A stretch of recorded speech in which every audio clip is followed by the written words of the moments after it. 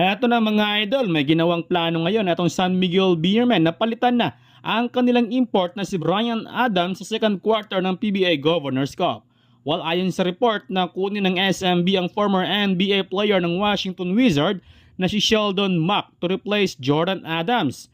Nakatakda ng tingnan ang official height ni Mack at kumpiyansa man ng SMB na ma-hit niya ang 6'5 na height limit.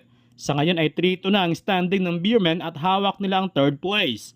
Well, maganda naman ang opensa ni Adams para sa Beermen. Sa katunayan ay almost 30 plus points. Sa katunayan, sa huling laban nito kontra Rain or Shine ay nakapagtala nga ito ng 41 points at naitala din niya ang kanyang career high 50 points. Yun nga lang ay napuna sa kanya ang masyado nitong mabagal pagdating sa depensa. Hindi kaya makipagsabayan sa bilis ng mga imports. Sa ngayon ay sumasailalim pa sa evaluation si Mack at wala pa kumpirmasyon kung kailan ito makapaglaro sa PBA.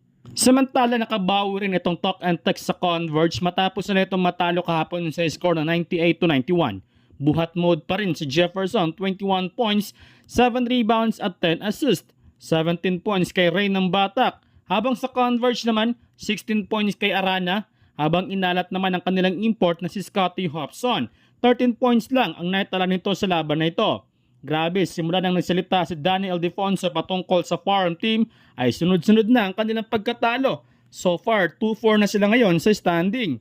Ayon pa kay Coach Chot Reyes ay napunan umano na Ray ng Batak ang posisyon na iniwan ni Mikey Williams. Umaasa mo na ito na sana'y hindi ito matamaan ng injury dahil importante yung nito sa kupunan. Samantala, mukhang papalit na naman ng bagong import itong Magnolia Hotshot.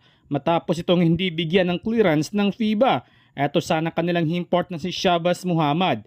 Ayon kay sa report ni Sir Homer Saison na ang dahilan kung bakit hindi ito binigyan ng clearance, ito dahil pumirma ito sa Lebanon.